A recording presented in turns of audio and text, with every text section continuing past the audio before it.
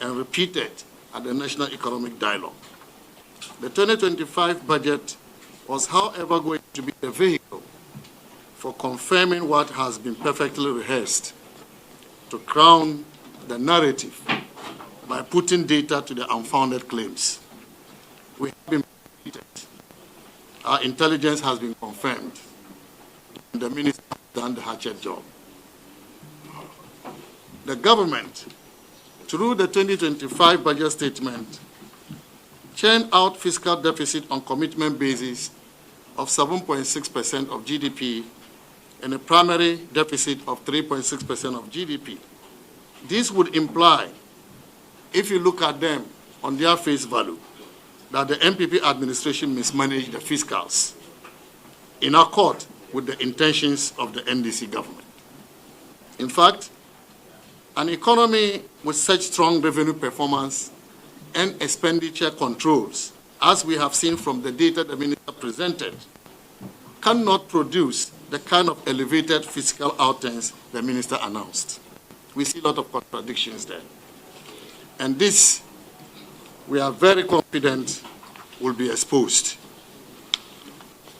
But colleagues, this is where it gets interesting. They have erroneously churned out this wrong data in a bid to tarnish the image of the MPP administration by including 49.2 billion Ghana cedis in expenditure claims without any basis. Before the start of the IMF program in 2023, we had agreed with the IMF to set the fiscal anchor based on which we will monitor the IMF program. And these were the fiscal balances on commitment basis, primary balance and overall fiscal balance. It was in a bid to have a real-time view on arrears accumulation. So we ring-fenced commitments that had gone through the gift mix system then and were awaiting payment. These commitments were termed outstanding expenditure claims. Thus, if you look at the 2022 budget outturn, you see that in there. Per the IMF program, we then agreed to monitor the evolution of these claims vis-à-vis their net build-up. The reason for this approach is that Ghana is a developing nation with developmental needs, and so it was unrealistic in the context of the program to not have new commitments. The plan was to ensure that on net terms, the build-up remained almost neutral to avoid a significant build-up in areas which. Also, it is important to note that if we look at the arrears clearance strategy prepared by the Ministry of Finance and submitted to the IMF in 2023 in fulfillment of the end September 2023 structural benchmark, the amount in expenditure claims, which we describe as arrears, was 47.5 billion. This amount, an aging profile analysis, had payments outstanding right from around 2012, 2013. So while we do not doubt the possibility of accumulating some arrears between end 2022 and end 2024, given our own peculiar political constraints, including outstanding expenditure claims gathered from MDAs, we are very surprised that this was done without first undertaking the correct verification or audit of the numbers, which the minister himself alluded to in his speech, paragraph 135, under 2025 expenditure measures, as something he now intends to do. Therefore, just lifting a certain stock of expenditure claims of 49.2 billion Ghana cedis and inserting it into the fiscal frame to create an impression as though all those claims were generated in 2024. It's not just including expenditures that are alien to the fiscal framework. That also shows a clear lack of understanding of the mechanics of the fiscal framework. But this is very surprising to us that the minister could do that, because we expected him to know. And if he doesn't know, we expected him to be advised by the technical people at the Ministry of Finance. We must also note that our fiscal framework focuses on central government operations. Therefore, claims which have not been properly audited can introduce many elements of general government, which is what we think has happened. A classic example is the Controller and Accountant General's final accounts, which is one of the sources of information for the fiscal framework, but is based on general government accounting. So if you take the information from it on the face value and plug it into the fiscal framework, you will be reporting on two very distinct items. And so what we have to do at the Ministry of Finance is to work through the numbers and pick the central government expenditures only. This can only be done, ladies and gentlemen, through verification and auditing. It is therefore curious how the finance minister will come to Parliament with a budget and say that the fiscal deficit on commitment, which he announced, were derived using a certain data on claims, which to audit. He has announced results derived from the data that the economy was badly managed. It's elementary to know that when you have not audited your figures, you cannot use them for important work like the budget. Otherwise, you get stability problems for the conclusions of the budget, as has just done. And so you put 49.2 billion Ghana cedis in the fiscal framework to arrive at then in the same budget you say that you get the 49.2 billion Ghana cedis.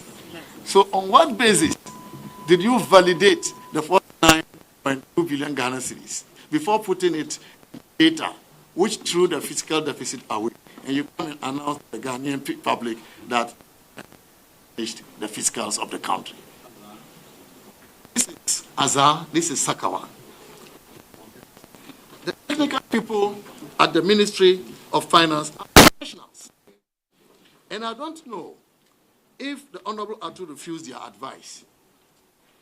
What I do know is that we've gone through 3 successful IMF reviews, and the technical people never told us that we needed to compile claims from several years and include it in the fiscal framework as if they were accumulated in 2024 alone.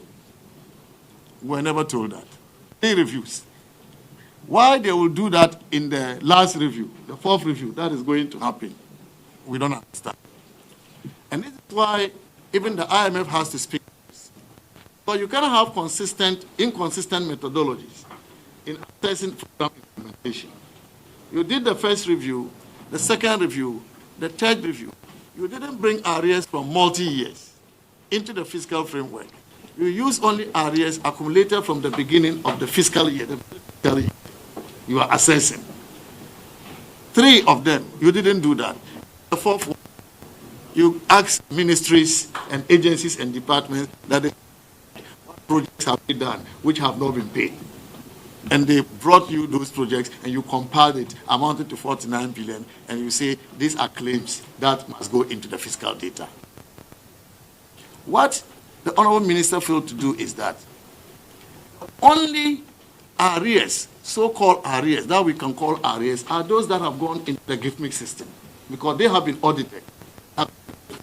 But any other thing that you call claims cannot be arrears unless they go through the verification and auditing and the system, the gift mix system. Yet, in the budget statement, you look at the fiscal and you will see that the minister, under the arrears clearance, has 2 lines. The first line is arrears reported in the gift mix. The second line, which he created artificially, he called it unreleased claims. Unreleased claims. That is very alien to the fiscal framework. And that 49.2 billion is what took the fiscals out of gear. So we know what they did. Ladies and gentlemen, even the IMF technical memorandum defines how to derive primary fiscal balance. The IMF technical memorandum that we signed with them, Government of Ghana signed with them, states that the program's primary fiscal balance is cumulative from the beginning of the fiscal year. So if you go and bring arrears dating back to 2012, or claims back to 2012, 2013, when the IMF's own definition of primary fiscal balance says those accumulated from the beginning of the fiscal year. You see the challenge there. That is one of the challenges. Then the definition goes further to say that which is measured as the difference between the primary balance on cash basis from the finances side, that's the difference between revenue and expenditure, and then also net change in the stock of payables or arrears of the central government reported in gift mix. The IMF has stated that clearly, reported in gift mix. So first, the definition says accumulated from the beginning of the fiscal year. You have brought in claims from several years. The definition also says that they should be reported in gift mix. And you have brought data which is not reported in gift mix. And you come and tell us you have done justice to the fiscals? No. This is statistical thievery. Ladies and gentlemen, the government must therefore explain how they came by the methodology used in computing the fiscal balances. I am really lost as to how they drive the fiscal balances without applying the methodology agreed with the IMF in the technical memorandum of understanding.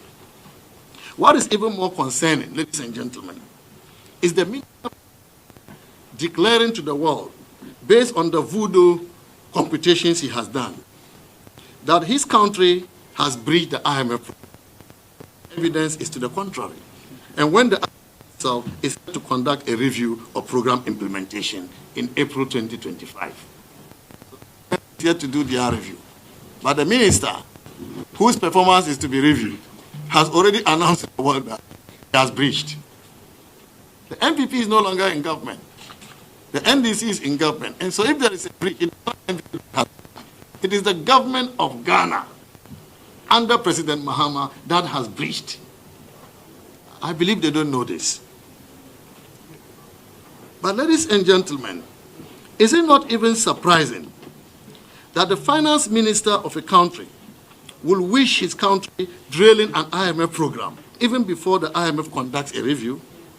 Yet, the same minister in the same budget projected foreign financing for his budget for the year to include $720 million from the IMF and $600 million from the World Bank. How the government doesn't know that when Ghana fails a review, IMF review, because of the manipulated data used, they will not receive the $1.3 billion from the IMF and the World Bank. How come they don't know that?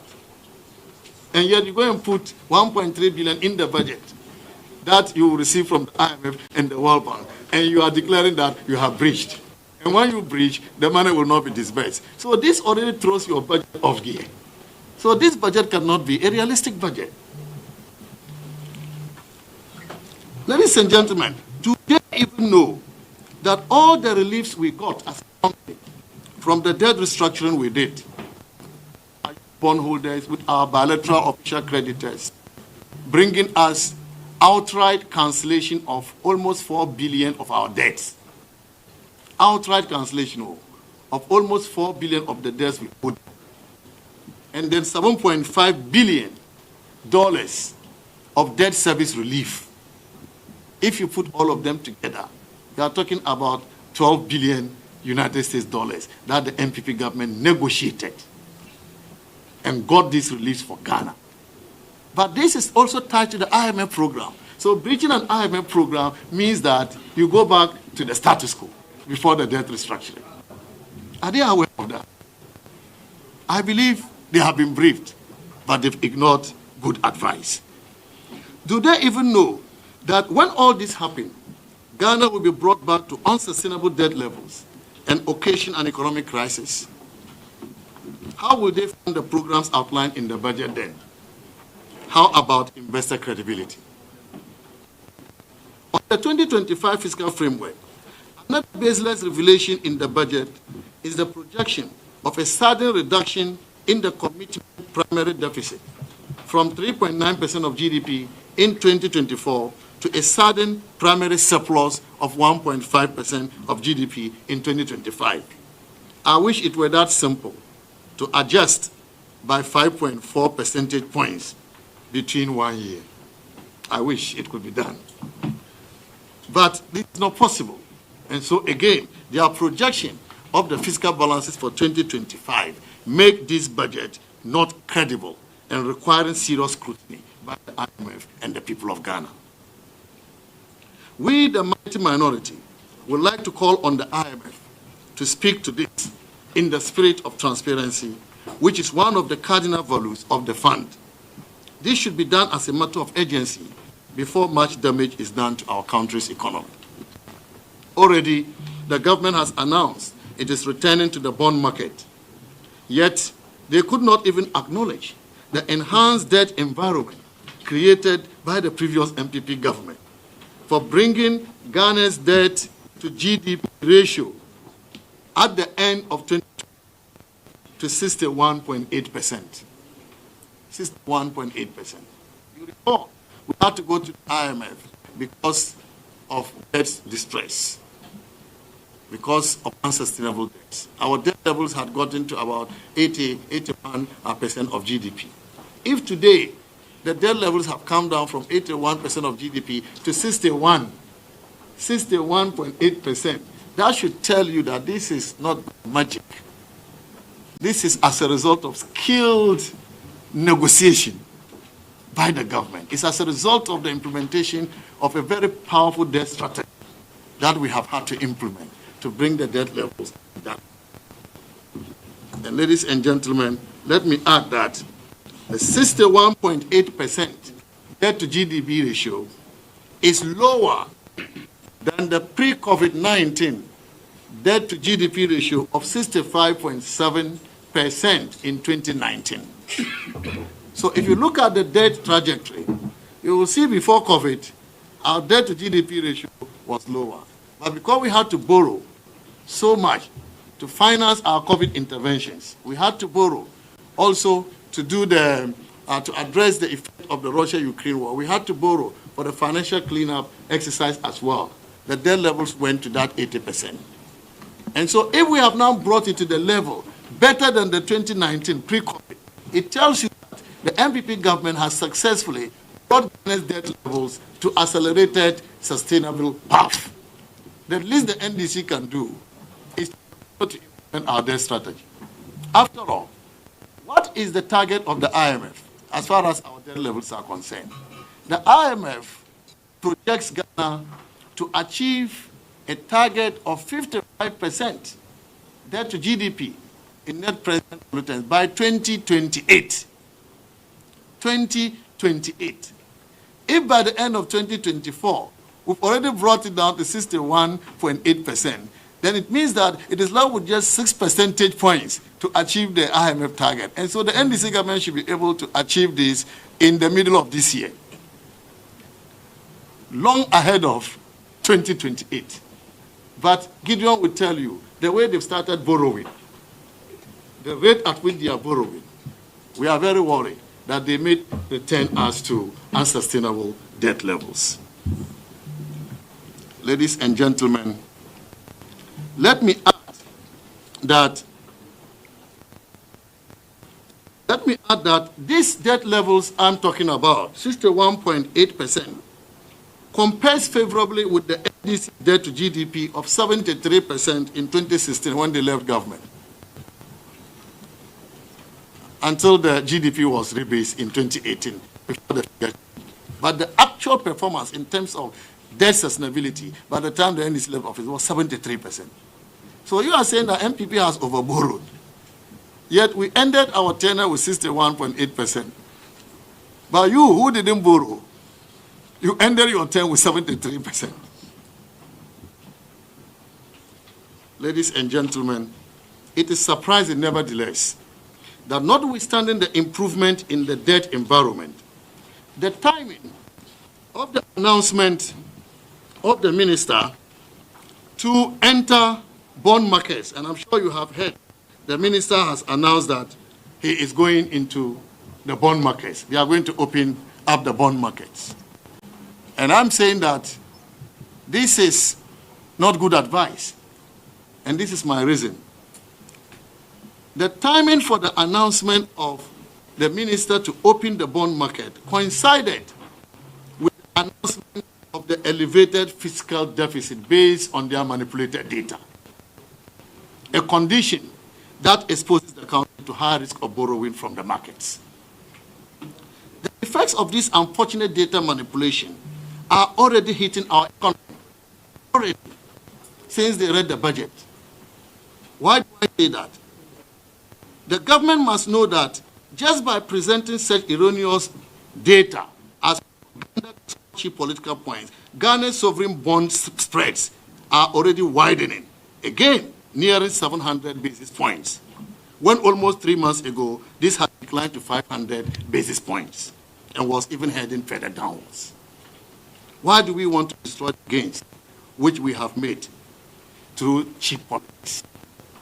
Also, Bloomberg reported last Tuesday, 11th March, the very day the budget was presented to Parliament, that Ghana's dollar sovereign bonds were among bottom performers in emerging markets, after the Minister for Finance said the country meets a primary budget balance target of 2024. Saying that, this is what the market is saying to us. Dollar bonds due 2035 declined 1.8%. Notes maturing in 2029 fell by 1%. So international markets have not reacted kindly to the budget, demonstrating their lack of confidence in the government's economic policy direction. So you see, if you cook figures to create a narrative to run your country down, international investors will show you where power lies. That is what is happening to Ghana already. Sadly, if you decided to take away the 49.2 billion cedis they put in the fiscal framework, the overall fiscal deficit will be 3.4%, not the 7.6% the minister announced. And the primary balance will be surplus 0.6%, not the deficit 3.1% the minister announced. Ladies and gentlemen, indeed, both the overall deficit and the primary balance would have been better than the targets in the 2024 budget, as well as the IMF targets for the next IMF review to be conducted in April this year. Sorry to say, the government didn't want this good narrative, because that would have signified the prudent performance of the economy under the NPP. But they didn't want that, and therefore Ghana should suffer. I am wondering how well the international markets would have responded to the budget if an accurate picture was put out. Ghana is the loser. I'm sorry about this. Ghana is the loser. A big opportunity missed because of unhealthy politics. The action of the international markets will even be worse than what I am reading to you. In the event that the IMF review fails because of this manipulated data used by the government, the international market would even react violently towards Ghana. But in good conscience, we believe that the IMF will be fair to the Ghanaian people by holding on to the agreed method of computing the fiscal data during the review, as they did in all the previous reviews. Other than this, the people stand to suffer, and not the politicians, from these obviously bad political decisions.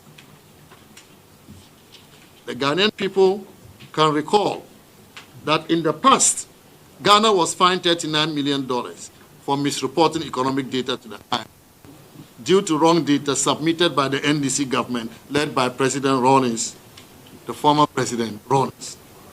It appears we are on our way there under another NDC government, under President Mahama. We wish to advise the Minister for Finance to tread cautiously in order not to derail our march to sustainable levels. Ladies and gentlemen, as you know, the manipulation of the fiscal data notwithstanding, the strong health of the economy the MPP handed to the new NDC government continues to be vindicated by other economic indicators. So even as they have manipulated the fiscals, there are other indicators that are evident of the work we did and our performance during the period of Akufo-Addo government. The debt to GDP ratio of 61.8%, as I mentioned earlier, achieved in 2024 was not by accident. It was due to skill realization and the implementation of a good debt strategy. The Honorable Minister, if you watch him during the presentation of the budget, could not even acknowledge development by the imminent absence of this ratio in his speech. He couldn't even mention that amount of the debt levels in his budget speech. But we know that this is historic, and history will be kind to Akufo-Addo government. Another good news for Ghana was the announcement by the Ghana Statistical Service of a real GDP growth rate of 5.7% for the 2024 fiscal year. This is the highest in 5 years, the highest growth in 5 years since 2020. But the recovery from the global crisis had begun in 2023, when GDP growth surpassed 1.5% target to end the year at 3.1%. That was when the recovery began. The 5.7% growth in 2024 was more than the budget target of 3.1% and the revised budget target of 4%. The growth was led by industry for the first time in many years. For many years, the services sector led our growth. In 2024, for the first time in many years, industry led our growth with a growth of 7.1%, followed by services at 5.9% and agriculture at 2.8%. This means that the Ghanaian economy has entered the phase of structural transformation, another historic development. This is what economists call structural transformation. You have the services sector leading, and then you have the industry overtaking. There has been a structural transformation of the economy, and this occurred again under the NPP government. Again, surprising to me, the minister tried to down achievement, attributing this growth to mining, which grew at 9.4%. He actually called it Galamsey, which grew at 9.4%. However, what he doesn't know is that the same data from which he took the growth of the mining sector points out that the construction subsector grew by 9.6%, more than the growth in mining. So why couldn't he say that industry growth was led by construction sector? Propaganda. Yes, that's Statistical Service data. And yesterday the Statistical Service said it. Why couldn't he say that? And manufacturing, after many years, grew by 3.9%. Manufacturing. It used to grow negative, 3.9% this time. In the services sector, we saw a notable growth of 15.8% in information and communications, largely due to the digitalization agenda implemented by Dr. Mahmoud Bawumia. Certainly, our economic growth story shows that growth was not a jobless growth.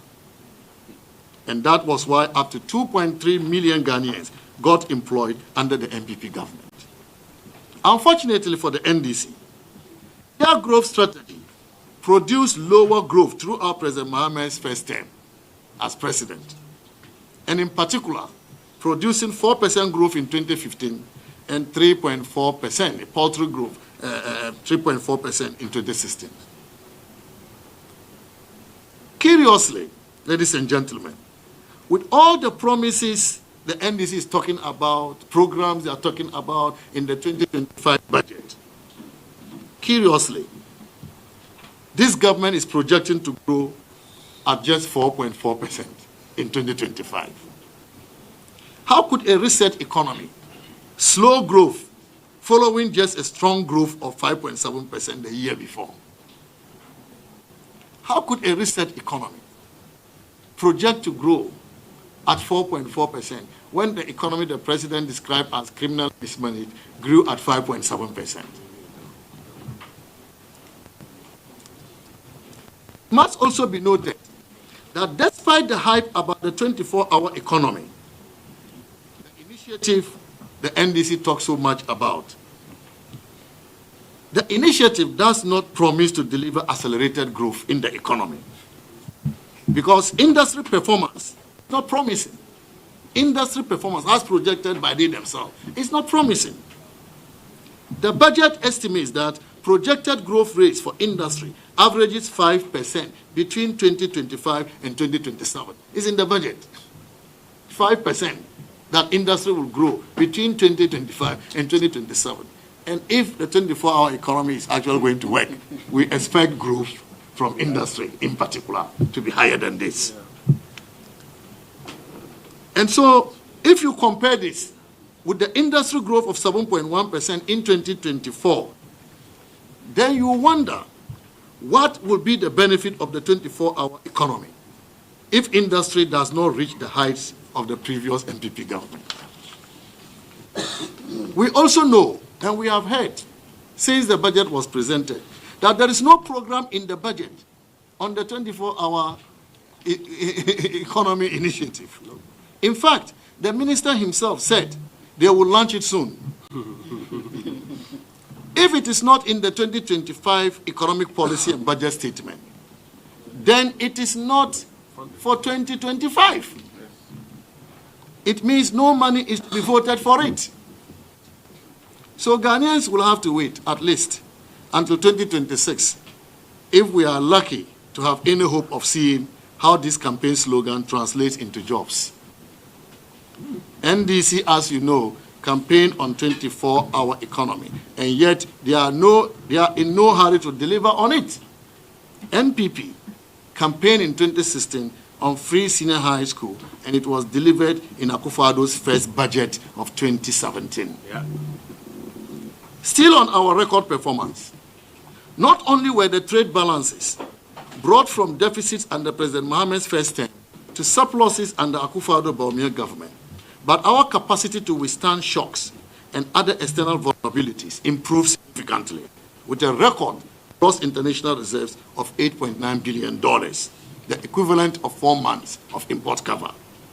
This compares better against the research economy's projected gross international reserves cover. So the 8.9 billion we have given them, what are they going to do with it such that this year, 2025, one day should be increasing it to 11 billion? They are talking about 3 months of import cover. So, ladies and gentlemen, this is the technical bit. That gives you the background of where we are coming from.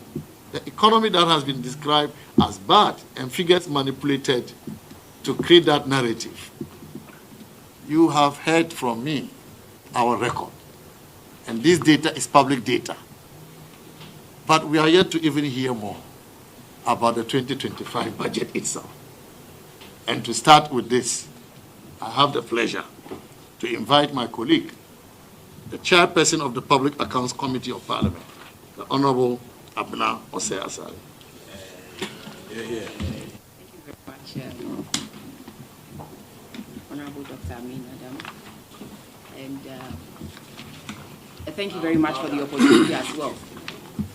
I will go into the fiscal sector. The fiscal sector will look at the revenues as well as the expenditure. For 2025. For 2025. Yeah. Oh, we have some. Or perhaps you should come down. Yeah. Change position. Yeah. Change Come position. Don't worry. So just come. At the fiscal sector for 2025, and that would involve the expenditures as well as the revenues that they voted in the budget. Let me begin by saying that it is interesting that the minister, in highlighting his fiscal policy strategy for 2025, uses phrases such as, "It is crucial that we establish macroeconomic stability and debt sustainability." A few months ago, the IMF concluded its third program. Let me quote just a section of the staff reports. Ghana's policy and reform efforts under the IMF-supported program have continued to deliver encouraging results. Following acute economical and financial pressures in 2022, the fund-supported project has provided a credible anchor for the government to adjust macroeconomic policies and launch comprehensive reforms to restore macroeconomic stability and debt sustainability, while laying the foundation for higher and more inclusive growth. These efforts are paying off, with the growth recovering rapidly, inflation declining, although at a slow pace, and the fiscal and external positions further improving. End of the quotes. So clearly, we have laid a solid foundation for this government to operate. And so it is very disingenuous for them to create an impression as though we have bequeathed an economy full of problems. Let's come to the revenue numbers they showed in the 2025 budget. In 2025, the real growth of total revenue and grants, as we see in pages 132 of the budget and pages 134 of the budget, is just 0.2 percentage points. We left it at 15.9%. That is tax to GDP. We left it at 15.9%. And an economy that claims to be resetting is saying that I am only growing revenue by 0.2%. That is 16.1% of GDP. At the end of 2024, our revenue numbers were 186 billion Ghana cedis, and they want to grow it to 224 billion Ghana cedis in 2025. Like I said, the growth in real terms is not encouraging. But when you look, if you listen to the minister on Tuesday, in paragraph 173, the minister stated in the budget statement that they are projecting a tax revenue percentage of 17.2%. So clearly, two different figures are being shown here. But like I always say to people, the real details are in the budget. The real details are in the appendices of the budget. Minister in his speech says, I'm growing revenue by 17.2% of tax to GDP ratio. And then you come into the budget and it's 16.1%. Clearly, there's a problem with the credibility of our budget. Let me come to the expenditures as well. My minister, the former minister, made mention of a 24-hour economy, and so I will skip it. But let me say that when you compare our expenditures in 2024, when we had an election, usually with elections, the government spends so much because they have to give the Electoral Commission everything that they will need to conduct a free and fair election. So when you look at the appropriation for 2024, clearly with an election that was fully funded by government alone, the appropriation was 250 billion Ghana cedis. Here we are, NDC telling us that they want to cut waste, reduce, rationalize expenditure, and reduce the waste in the system. They are giving us an expenditure, an appropriation of 291 billion Ghana cedis. 291 billion Ghana cedis. No election. We are cutting down. So they say one thing, and the numbers in the budget speaks to something completely different. That also boils down to the credibility of the budget. Let me come to the uncapping that the minister spoke about. The expenditure measures of uncapping transfers to some statutory funds to enable them to fund other government programs. It's no-brainer. We have done it before. And so it's just continuing with what we also did. Every government has its discretion on how to fund its programs. While we cap the transfer to the statutory funds and use the cap transfers funds to fund free SHS and other programs, this NDC government has decided to uncap transfers to GET Fund so that GET Fund will fund free SHS. We have done it before. It is nothing new.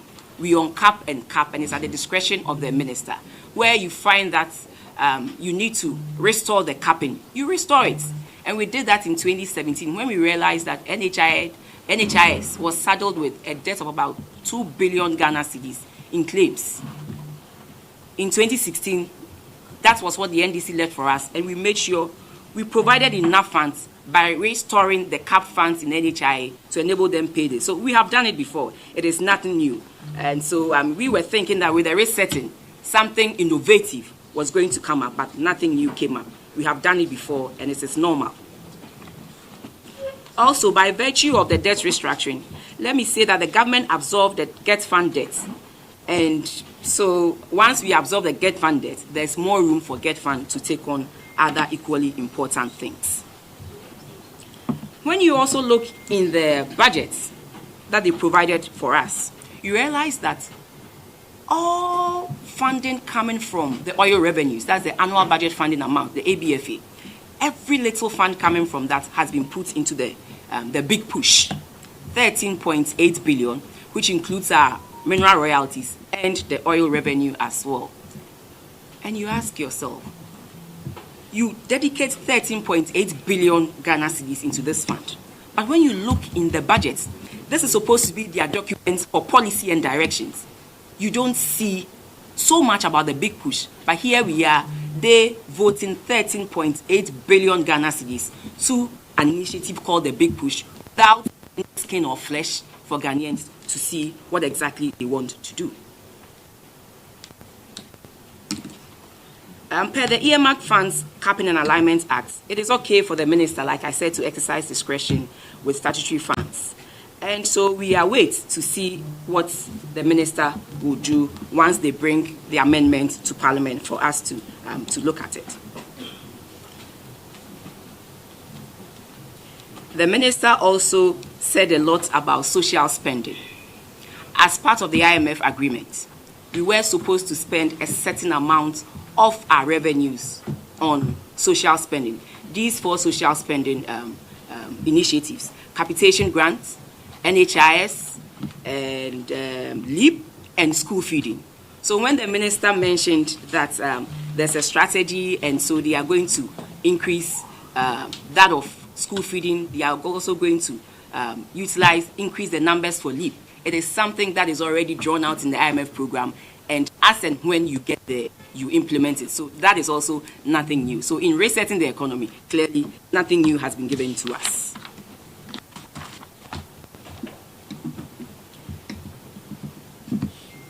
Let me also state that for me, I was thinking that, and we were thinking that if clearly the minister wanted to rationalize expenditure, would have created that enabling environment for the private sector to take up that heavy lifting.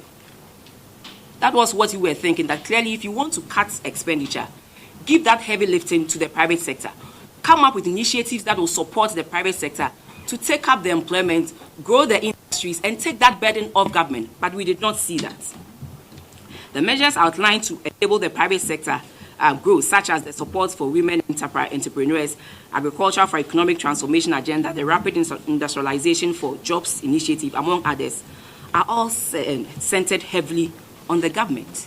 And these things, it's on government, is temporary, it's not permanent. And so you cannot grow the economy as you ought to grow if you had given that space to the private sector. So I believe that the budget failed to provide the mechanics of the policy, making all these huge fiscal implications that I have mentioned credible. So they will have to come back again to tell us how they are going to unfund this and also help the private sector.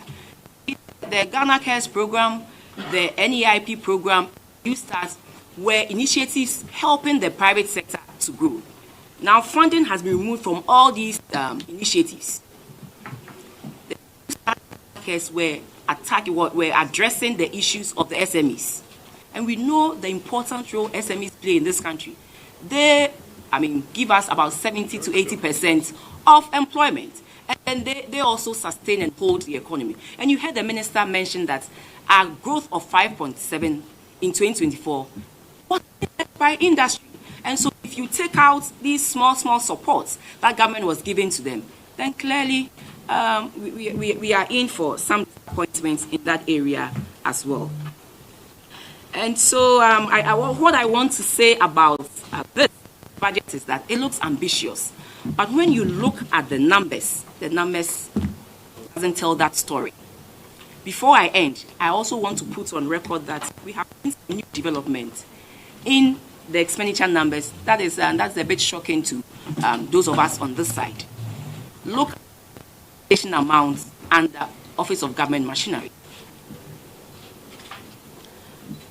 During the MPP era, Office of Government Machinery had a budget for compensation of 326 million Ghana cedis. And that included the development authorities, included national scholarship secretariats, and a couple of other agencies. Maslock, SIGA, and the others. But here we are in 2025. When you look at the expenditure numbers, the compensation under OGM is 2.7 billion Ghana cedis. From 326 of a perceived overblown government to a lean government of 2.7 billion Ghana cedis, where they have also taken away some of these agencies. Now SIGA is no more under Office of Government Machinery, it's under Ministry of Finance. Internal Audit Agency is no more under OGM, it's under Ministry of Finance. Scholarship Secretariat is no more under OGM, it's under Ministry of Youth and Development. There are quite a number of these agencies that were under OGM in 2024 that have been scrapped, the development authorities. Yet still, you see a budget of 2.7 billion Ghana cedis for compensation alone.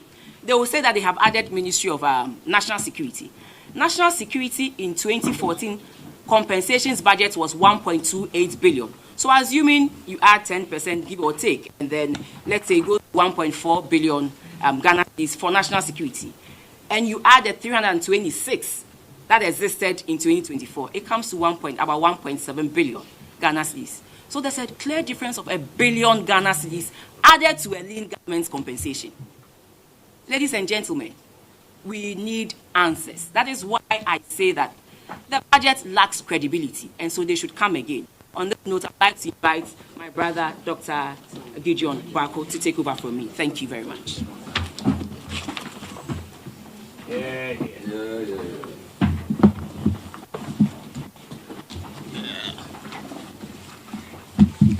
Thank you very much, Honorable Abena, and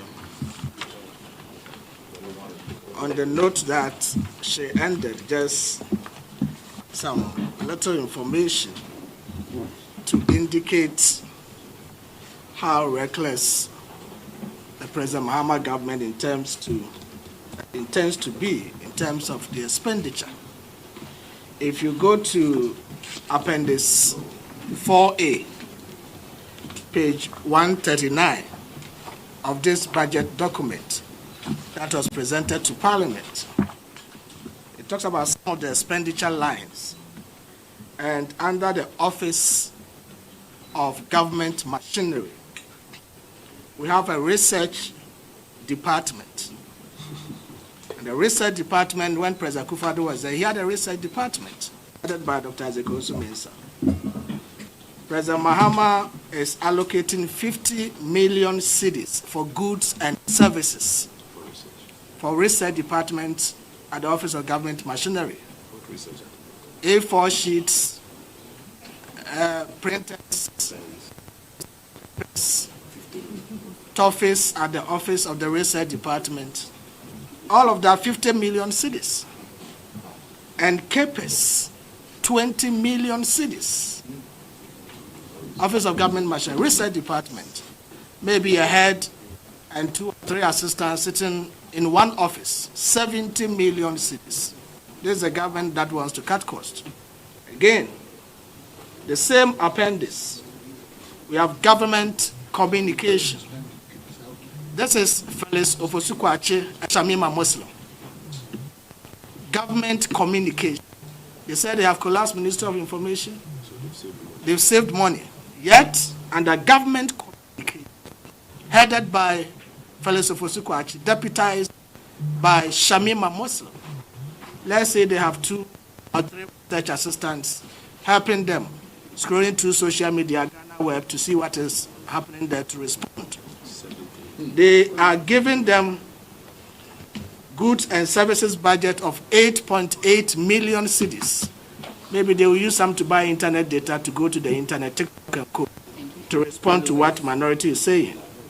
And they are giving them 70 million cedis, making 78.8 million. This is higher than about 3 or 4 ministries put together under President Akufo-Addo. This is higher than 3 or 4 ministries' budgets put together under President Akufo-Addo. This is the lean government Ghanaians voted for. I'll go to my main substantive issue. And I will briefly address the issue of debt and what the finance minister describes as an achievement by lowering the rate of the treasury bill market. And as we all know, the discourse surrounding Ghana's debt profile from 2009 to 2024 is both multifaceted and pivotal. Remember, under President Kufuor, we had HIPIC, and we were able to complete the HIPIC program, and that gave Ghana some external debt relief. And this led to a significant decline in our public debt to GDP ratio. However, the public debt stood at $8.07 billion in 2008, President Kufuor said. Under the NDC, for 8 years, Ghana's total public debt increased from $8.07 billion to $29.2 billion by the end of 2016. This, in cumulative terms, represents an increase of 261.83%. That is how much the NDC government, the previous NDC government, increased Ghana's total public debt. This rate of change indicates that on average, the NDC government added 32.75% debt to Ghana's debt stock every year, 32.75% every year, and cumulatively they increased it by 261.8. Those who say that President Akufo has borrowed more should just listen to how much President Akufo added to Ghana's debt stock. Contrary to public perception, the public debt, which stood at $29.2 billion in 2016, has increased to $49.3 billion in 2024. This marks a little over 1.5 increase in overall, and this represents an increase overall of 68.83% to our total debt. The NDC in 8 years increased our public debt stock by 261.83%. The NPP under President Akufo-Addo increased that by 68.83%. And unlike the trajectory in 2009 to 2016, on average, the NPP government under President Akufo-Addo added 8.6% to Ghana's debt stock every year, whilst the NDC added 32.75% to Ghana's debt stock every year. When they mention Ghana's debt stock, they forget to include that it includes all the debt stock built up to the NDC era. From independence. And if you do the computations and isolate, disaggregate it into regime by regime, they cumulatively added 261.8%, and the MPP did 68.3%. This is certainly not comparable. There's a lot of history to our debt, but I don't want to bore you with that. You will see that in the extracts. Remember, President Kufuor issued the first Eurobond, and the NDC under President Mahama from 2013 to 2016, every year, were issuing Eurobond to the tune of $1 billion every year. And Ghana had to pay the highest interest rates on our Euro bonds ever in the history of this country. Of particular significance is the one they issued in 2014. Even the one they issued in 2015, that was 10.75 or 75%, came as a result of even the World Bank intervening for Ghana. Otherwise, Ghana on its own balance sheet could not get that loan. That is the history of our debt performance. But it is important to put this into context. Whilst they were saddling the country with higher interest rates, a lot of mitigation had to be done by the President Akufo-Addo government to reduce some of these rates to benefit Ghana. For example, if you remember, when upon assuming office in 2017, government had to pay 2 of the 4 Eurobond issued under NPC government in 2013 in 2016. So when President Akufo-Addo came into office in 2017, the bonds that were issued in 2013 and 2016 were due for payment. President Akufo-Addo had to pay. He didn't complain because government is a continuum. He had inherited assets, he had inherited liabilities, he went ahead to settle them. On top of that, the African Development Bank loan for the Terminal 3 project in 2015 had an interest rate of 8.5% recorded in the books of the GCAA. And the NPP government renegotiated this interest to 5% in 2018. Again, the initial loan on the Tamakoso Standard Gauge Railway project, which was signed in November 2016 and financed by the Exim Bank of India, had 6 months LIBOR plus 1.75%. But the NPP government in 2017 went to India to renegotiate that loan down to 6 months LIBOR plus 1.5%, saving this country money. Again, the Pokurasi Interchange project, which was financed by the African Development Bank, led to renegotiation into 4-tier under Nana Akufo-Addo with same financing arrangement, just as 3-tier that was contracted by the NDC. And lastly, if you remember, before they left, they had collateralized the road fund for 1.2 billion cedis loan from UBA Bank at an interest of 31.9%. This is the loan the NDC took from road fund, collateralized the road fund. So when President Akufo-Addo came in 2017, any funds that entered the road fund was swallowed by UBA. There was no money to construct roads. And they procured this 1.2 billion Ghana cedi loan at an interest of 31.9%. What did the MPP do? We did not complain. We simply put together our financial engineering arrangements and we renegotiated, we refinanced this loan with another facility from GCB Bank and Fidelity Bank at an interest of 22%. President Akufo-Addo had to save this country money by renegotiating the loan that was taken by the NDC at 31% and refinance it with 22% interest. There was no fund going to the road fund. They had collateralized it. So in 2017, President Akufo-Addo had no money to do roads in this country, but he went ahead to do the needful. Under the financial sector performance, the finance minister put out a lot of negative data, and that is affecting him, like the minister said, on the bond market. The Bank of Ghana's 2017 and 2024 publication of Summary of Economic and Financial Data provides very rich information about the performance of the financial sector. The annual growth in total assets of the financial sector as at the end of 2024 was 33.8%. This compares to an annual growth rate of 27.6% at the end of 2016. So when President Mahama left office in 2016, the financial sector was growing at 27.6%. By the time President Akufo-Addo left in 2024, it was growing at 33.8%. So today, Ghana's financial sector is robust and healthier than as it was under President Mahama.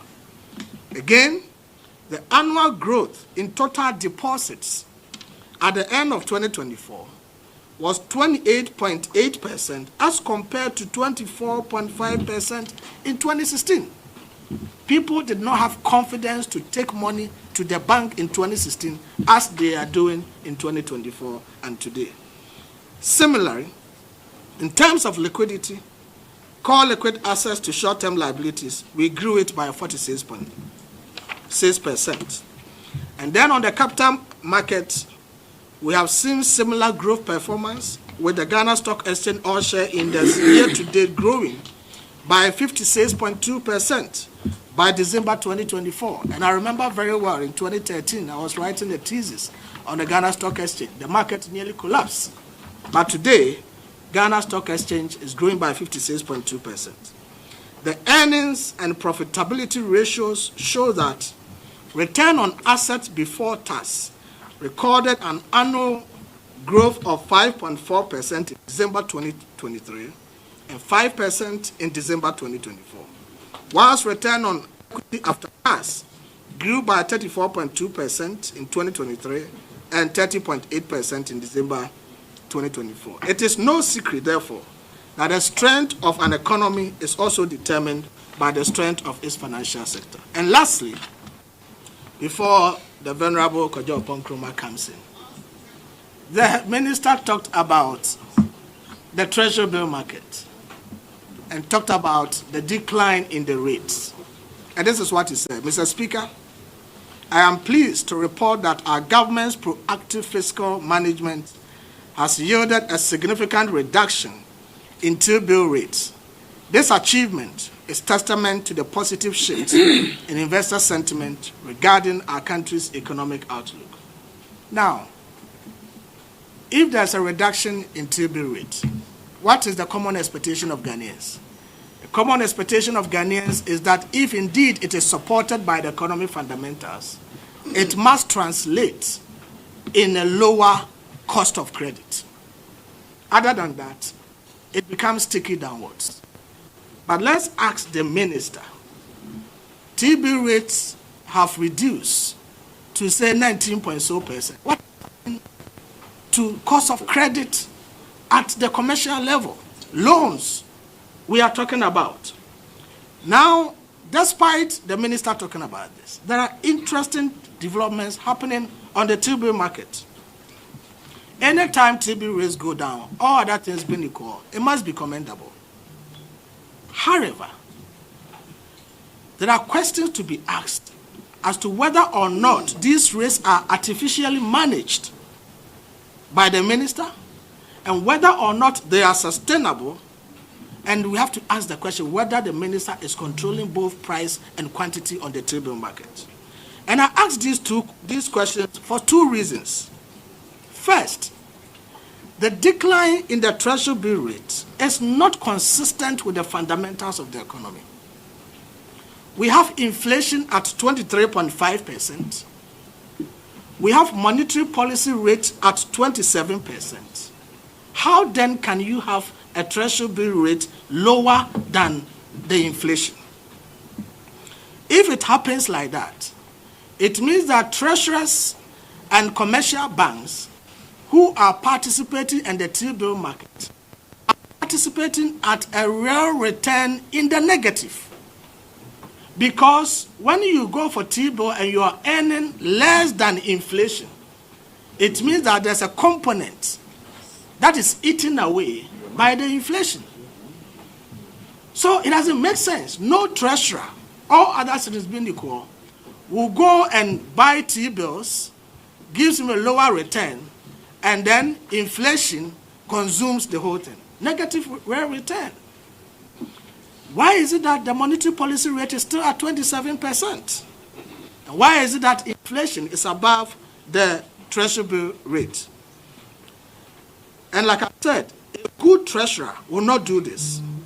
And if any good treasurer will not do this, don't we suspect artificial hands to bring down the T-bill rates for propaganda purposes?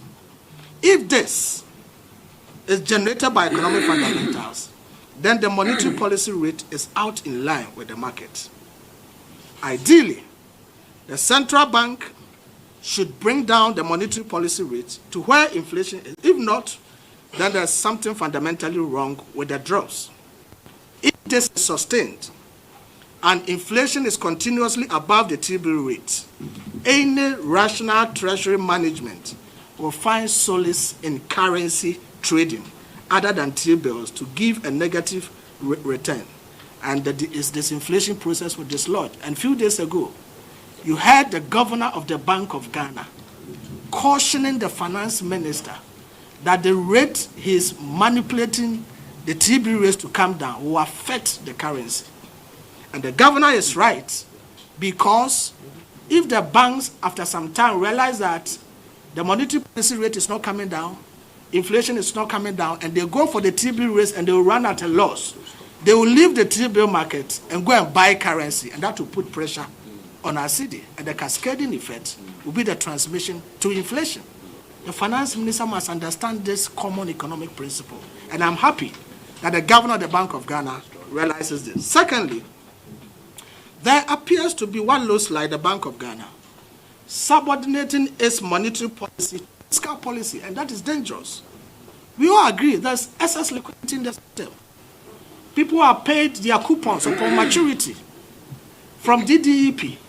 People have cash in the system. When there's excess liquidity in the system, what happens? The Bank of Ghana, per the Bank of Ghana Act 2022, Act 612, and the Bank of Ghana Amendment Act 2016, Act 198, has the responsibility to ensure price stability. And the Bank of Ghana is the one that has the responsibility to mop up the excess liquidity from the system. How does the Bank of Ghana do this? The Bank of Ghana does this through the open market operations, the OMO. And if the Bank of Ghana goes to the market to issue the OMO is issued at monetary policy rate plus or minus 2%. So if monetary policy rate is 27%, let's assume the Bank of Ghana wants to do the lower end, minus 2%. That brings us to what? 25%. There is no treasurer or bank in the country who will go to the open market with Bank of Ghana offering 25%, a Ministry of Finance offering 19%, and decide to go for 19% and leave 25%. If we're a shareholder, will you agree to that? You won't agree. So the fact that the T-bill market that is offering lower rate is oversubscribed indicates that the Bank of Ghana is reneging on its responsibility to mop up the excess liquidity and subordinating that monetary policy arrangement to fiscal policy by the finance minister. And that is an arrangement this government has done, all because they want to tell the public that there's oversubscription and that there's confidence in the economy. No rational investor will do this. That is why we think that they have to really stop this and let the market take its own shape. Other than that, the consequence for the economy going forward will not be good for us. And so this is what has to be done. And if you look at the T-bill market, the minister says, oh, they are oversubscribed and they are borrowing less. Let's ask the minister. Every time they go to the T-bill market, they accept offers more than their target. They accept offers more than their target. If you take every week, what target they went to the market, they accept more offers more than the target. That should tell you something fundamentally wrong. And the minister says they want to open the bond market for the yield curve at the long end to have a lot of purchases. Everybody will move to the short end because they don't have confidence that going forward the economy will assume the same trend as it is going. So they won't go to the long end. They will stay at the short end. And the minister is using the rates to entice them. Mind you, in Ghana we practice the Dutch auction. You cannot control price and quantity on the market. The finance minister is artificially manipulating the system and controlling price and quantity. He determines how much price he wants to give, and he determines how much he wants to buy. And the Bank of Ghana is reneging on the monetary policy arrangement to go to the open market. And so when people go to the table market, open market, Bank of Ghana is not there. Even if Bank of Ghana is there, it is accepting less. And they have the money. Investors are pushing them. Go and buy bills for us. So they all have to go to the T-bill, and that is what is forcing the rates now. It is not supported by the economic fundamentals, and we think this has to be dealt with. So in conclusion, and even before I conclude, Minister drew my attention to something. They complain about borrowing, and Atuforsen said government has about 153 billion cedis in terms of interest payments on domestic markets to pay. That is why he says President Akufo-Addo has left with for him. And he's going to pay about 70 billion next year, and the others 50-something billion the following year.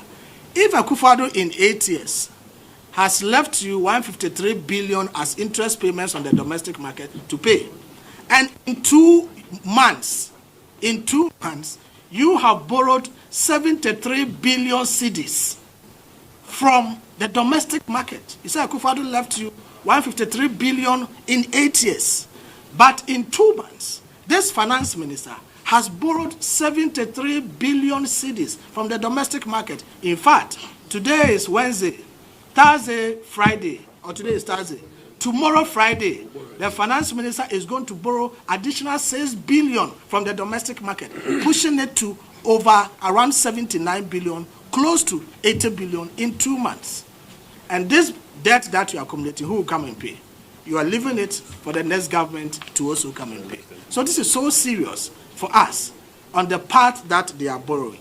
So we can see clearly that we have a problem as a country, and we need to address this problem. It cannot be addressed by the approach that this government is going. Other than that, by the time they finish this year, I can tell you, Atuforsen will end this year with domestic borrowing in excess of 200 billion cedis. The rate they are going, even 2 months, you borrow 73 billion, if you extrapolate, it tells you that in 12 months, they will end the year with domestic borrowing of over 200 billion cedis. Don't forget, yesterday also, the former finance minister, Setepe, has indicated that they intend to borrow $4.something billion also from the international market.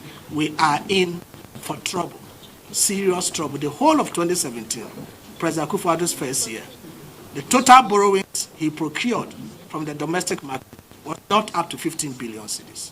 The whole of 2017, how much President Akufo-Addo borrowed from the domestic market was not up to 15 billion cedis.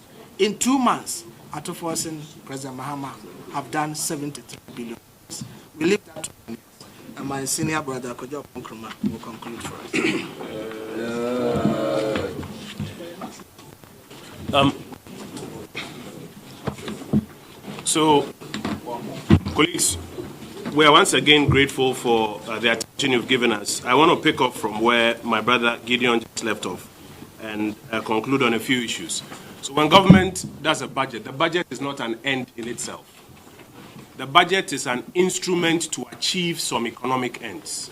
So the taxes that you heard Abna talk about, even where they try to fudge up the numbers, borrowing that you've heard Gideon talking about, even at an alarming rate, the previous record that Honorable Dr. Amin outlined, all of that is supposed to translate into some results. But the priority of the government is what will determine where these resources will go and therefore what results you will get. As was indicated, compensation alone at the Office of Government Machinery, 2.7 billion. And if you look at that particular appendix, total compensation for about 12 ministries put together is about 9 billion. And Jubilee House alone is taking 2.7 billion. A jump from the 326 that we were talking about. So it's about priorities. It's about where you put your money. For example, if you say you want to stimulate, about 9 billion under the administrative sector, about ministries or agencies, Jubilee House alone 2.7. So it shows your priorities. If, for example, you give 50 million Ghana cedis for research, which will not translate into any economic ends, and then you have something else like, let's say, the Women's Development Bank, which could actually assist women. And it requires, from my numbers, it requires about 1.5 billion to be able to do. About 400 million capitalization before you do your branches across the country, before your OPEX, before the float itself for the women. That one, you won't give it money. So it's about your priorities.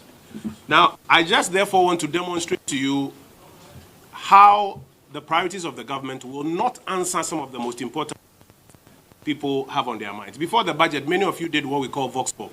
You went on the street and what you see as the economic result or the economic end of this revenue and borrowing and expenditure that the government is going to do. You will recall that a number of issues were raised by many Ghanaian youth and small businesses, expecting that this new economic policy 2025, among other things, cost of living challenges, that it will address, among other things, unemployment, address investment in infrastructure, that it will address investment in education, and efforts to improve the business climate, investment in healthcare, among others. Unfortunately, these issues have not been addressed by the economic policy. The priority is elsewhere. For those who are looking forward to efforts to halt further increases in electricity bills, they have been disappointed to note that electricity prices will rather be adjusted every quarter. The minister referred to it as the quarterly adjustment of utility tariffs. Every 3 months, light bills will go up.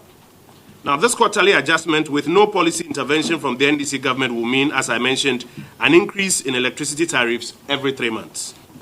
Worse is that the government clandestinely removed the subsidies on gas that is made available to the IPPs. Remember, because government was subsidizing, the pricing was at about $7.8 per MMBTU. If you listen to the minister in the budget, he says gas prices have increased. Why on earth will the government increase gas prices?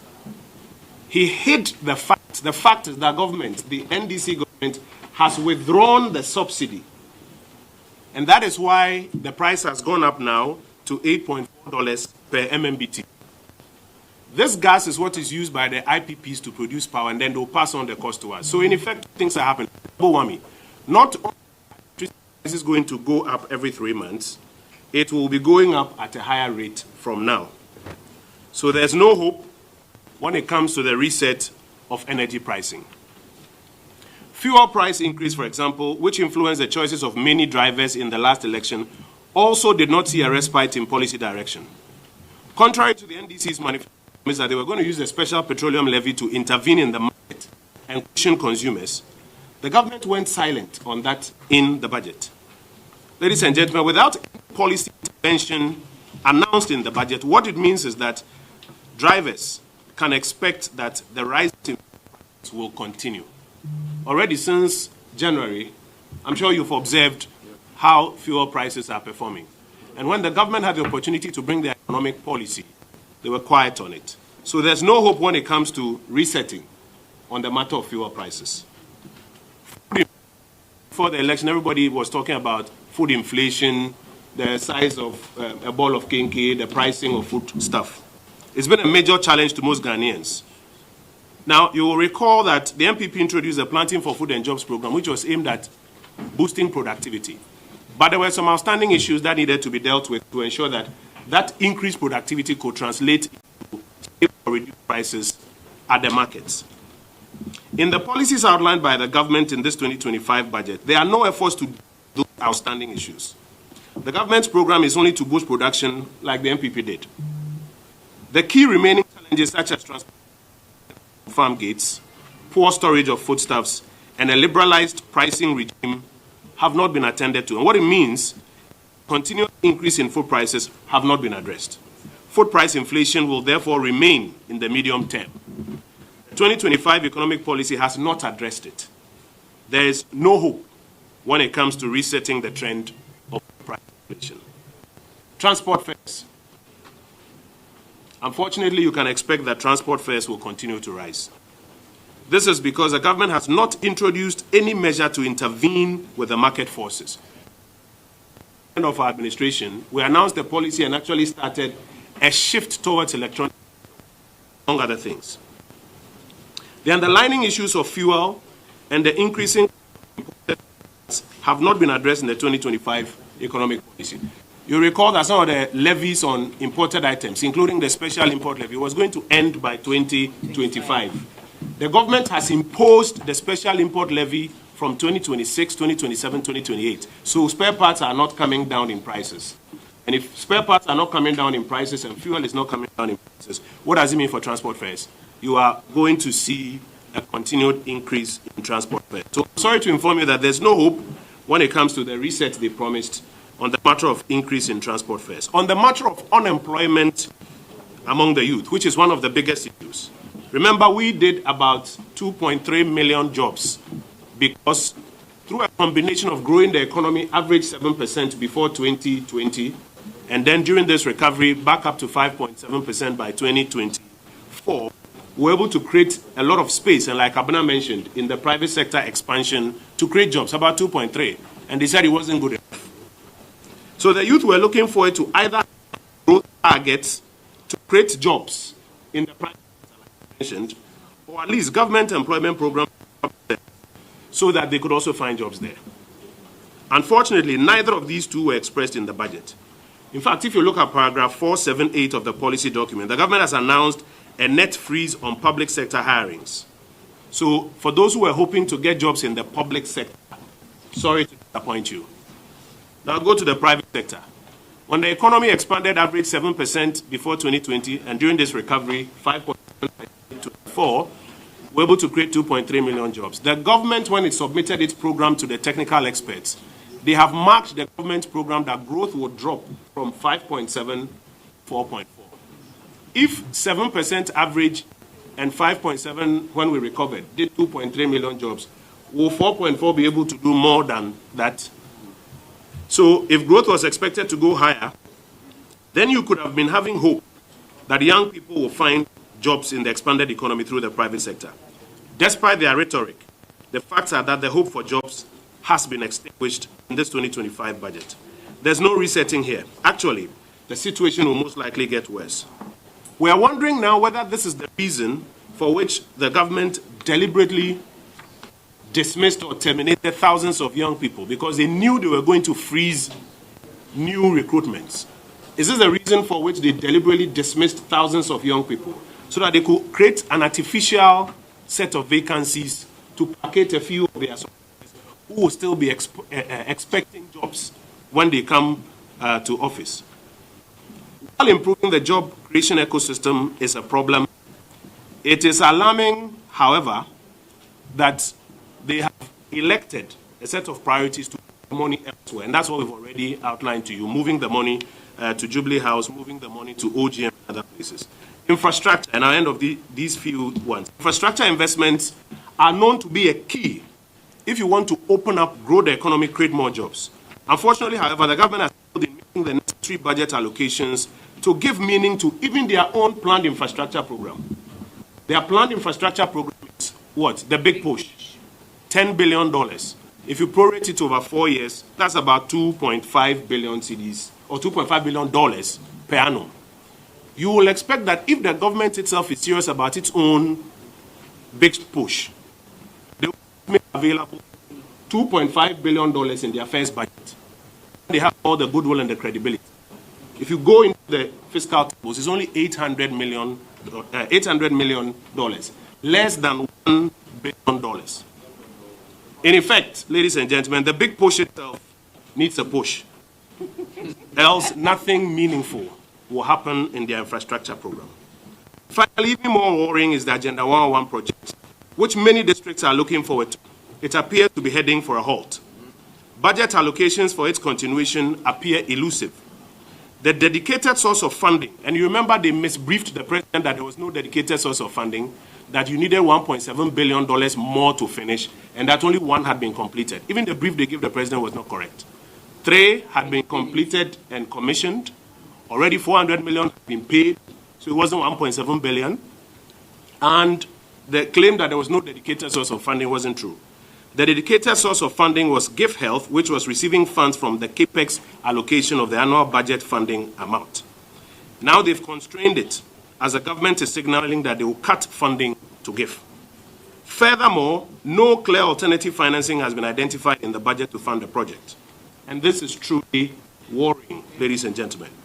Not only is this contrary to the NDC's promises to health workers, you will recall that they will continue the project. You recall President Mahama, candidate Mahama, promising the next, don't worry, we'll continue the projects and finish them and employ you in them. Now, you are realizing that this is becoming an illusion. Not only is it worrying, not only is it contrary, but abandoning these projects or giving them out as franchises, like the President mentioned when he came to Parliament for SONA, will jeopardize the efforts at universal health coverage. The millions of citizens in remote districts who are looking forward to their lives being saved from this healthcare intervention are now at risk. Mr. President, we beg you in the name of God, please do not abandon the Agenda 111 project for political reasons. Ladies and gentlemen, in conclusion, the 2025 budget does not offer any real reset. It does not offer any hope. Unfortunately, it will worsen the cost of living, it will worsen the unemployment situation, and it will worsen the rate of infrastructure development in our country. We thank you for your attention this afternoon, and we'll take a few questions. Yes, please. We are going to take 4 questions. And then Honorable Kojo Ponkruma would do a tweet so that the sister stations running tree programs can take them up. Please, are we okay? So please, yes. What's your name and station? Oh, yeah. I want to find out from Dr. Amin Adam that the very day the finance minister presented the budget in your press conference, you heard you say that the MPP that never received better tax. Is that exactly what you want to or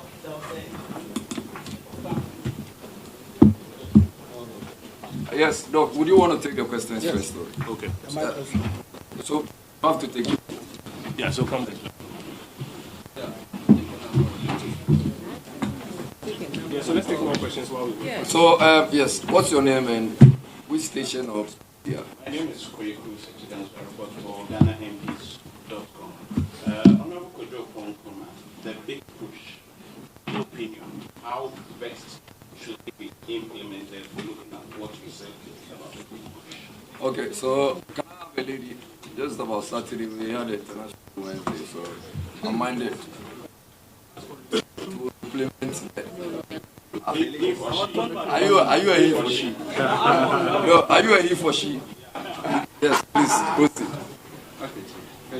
yeah, just I want to my name is Felix. I work with Express News. I want clarity on the energy sector. The government claims that we left behind a debt of 1.7 billion in IPPs and 68 billion in supply. Can you clarify why so? 1.7 billion to IPPs. Last question. If we don't have them, that should be. Cities? I want a lady, please. Cities or what? Ladies. $1.7 billion. Ladies. Okay, then that should be all. Maybe. So, Dr. Amin will take the first question on the betting tax. Well, I think that my job is out for me. After all that you've said, the only question you could ask me was about the controversial. Well, I don't want to quote more controversy. So let me hazard a response. So, the NDC in its manifesto promised to scrap 10% levy on bet winnings. That's what they said in the manifesto. And I have exactly what they said. 10% levy on bet winnings. That's what they want to abolish. And that can be called betting tax. But it is different from taxes on winnings from other forms of lottery. Games of chance, staking lotto, same as what they are promising to abolish. And so if I see in the statement by the minister that he will abolish from lotteries and call that betting tax, then it sounds reasonable for me to think that he's equating betting tax, which they promise to abolish, to the taxes on winnings from other, lotteries or other games of chance. And I know that the winnings from Lotto, for example, the tax on that was not implemented. And I know that for sure, for a fact. Because as finance minister, I held several meetings on how to implement, following petition from National Lotteries Authority. And I facilitated meetings between NLA and GRA to discuss how to implement. So I know for a fact that it wasn't implemented. And so I could not be taking advantage of the mistake the minister made. Reasonably, if you know that betting tax is different from other taxes on lotteries, and the minister in the same statement sought to equate to, then I needed to explain that the betting tax he was referring to had actually not been implemented.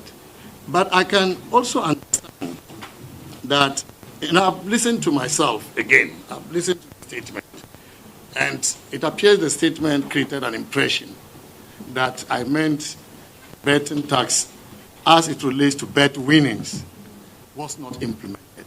If it was an impression that then that was inaccurate on my part. But what I really wanted to say was that what he called betting tax, as in taxes on lotto win, was not implemented.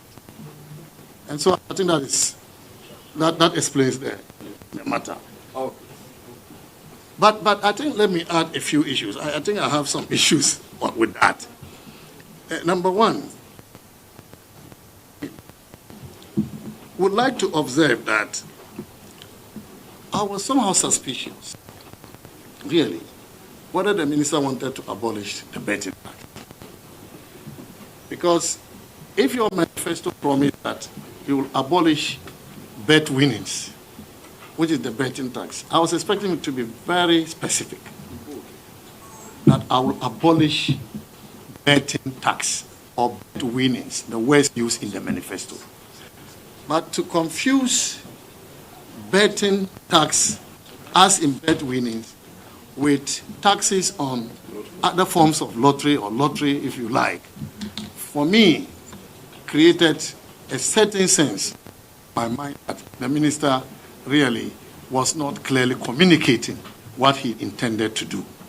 And so I asked myself, is he talking about abolishing betting tax, or tax on lotto winnings, or tax on winnings from games of chance? Which one is he communicating to the people of Ghana? I could not be sure. Then also, in another vein, you could interpret it to mean that betting is a subset of lotteries. And that is what the law says. Because the law defines betting from other forms of lottery. The law provides definition for betting, and then also lotteries, which encompasses betting, games of chance, lotto, etc., etc. And so, if you want to abolish betting tax, you have to be very clear about that, because you cannot use betting tax to generalize for tax on the other games of chances. So this was my confusion as well. And so, yes, even the act that he's seeking to amend was not included in the acts that he wants to amend, for the 2025 fiscal year. And so I was really not sure whether the minister meant what they promised in their manifesto. And so to sum it all, once I concede that my statement was misleading without the clarifications I have provided today, the confusion about betting tax or lottery winning tax is not mine. It is the minister's confusion, and the minister must come out and clarify that.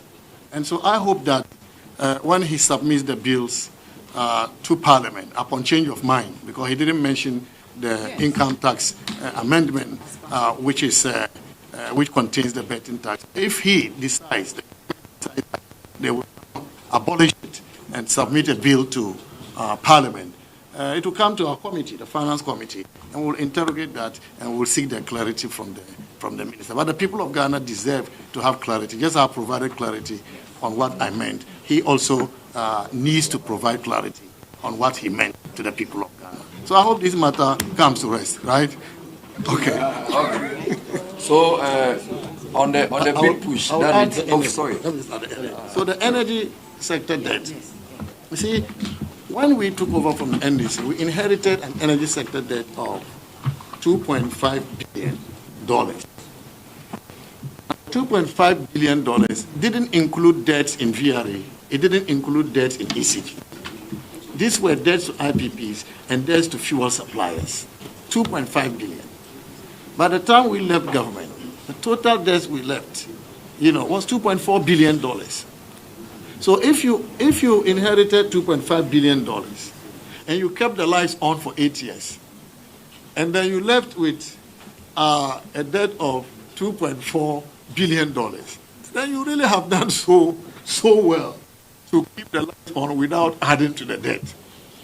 In fact, there is a document that was published by government. We call that Energy Sector Recovery Program, which estimated that when we took over with $2.5 billion debt in the energy sector, if we did nothing about the situation, because the energy sector was badly managed before we took over.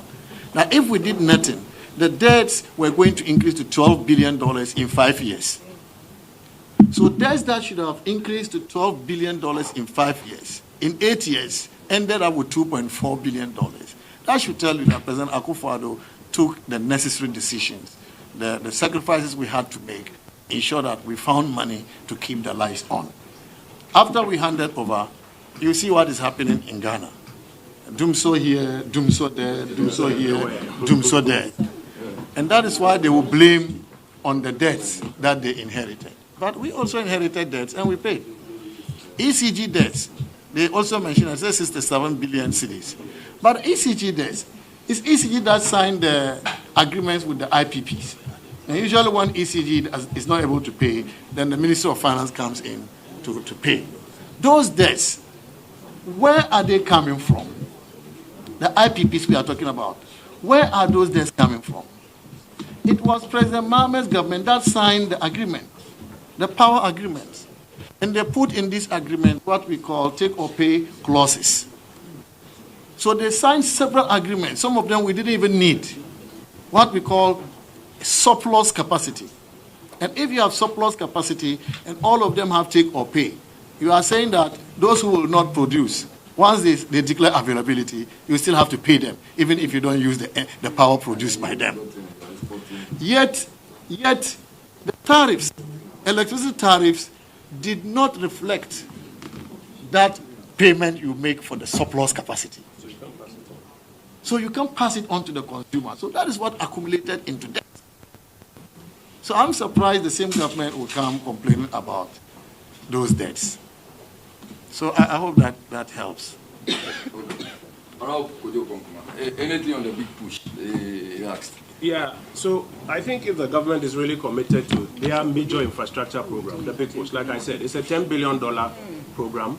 You divide it by 4, you need about $2.5 billion in your first year. They've only done $800 million in the first year. It doesn't like, they are showing any sort of seriousness towards their own program, and that's why we say that infrastructure development is going to suffer, because they have cannibalized all infrastructure into the big push, and yet they are not funding it. And that is why we are worried that infrastructure development, the rate of infrastructure development is going to suffer. And he also asked about the implementation. Implementation should be done by the government and not us, the minority. We will hold them to the policy, but for the implementation, it is their call, and so they will have to implement the big push for all Ghanaians to benefit. So Honorable Kojo Pankuma will do a summary in Yes. Just do this. So you guys are okay? They are calling them to the chamber. We are going to the. All right, so we thank you very much for having all the time to engage us. Where's the dean? We are here. Okay. I will stay and have a further conversation with you. No. I think this is more than sorry. Yeah. But you should find the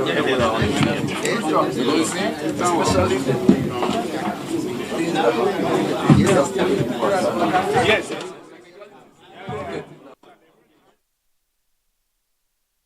Just gone by, a presser by the Minority Caucus in Parliament who are setting the record straight with regards to the 2025 budget statement read by the Finance Minister Fiscal on Tuesday. A couple of things that they mentioned were that the figures that the Finance Minister churned out were misleading and that they were read out to tarnish the image of the NPP. They also mentioned that the Finance Minister falsely inflated expenditure by 49.2 billion Ghana cedis to discredit the NPP. They are asking, or they're telling the majority that reopening of the bond market is poorly timed. They're asking the minority, they're asking the Finance Minister to not cancel the Agenda 111 projects, and they're also asking the Finance Minister to provide clarity on the repeal of the betting tax. Those are some of the things that the minority addressed in their press, amongst other things. If you log on to citynewsroom.com as well as channel1news.com, you'll get more stories there. Right now, we're going back to regular programming. My name is Inosafo. Thanks for watching.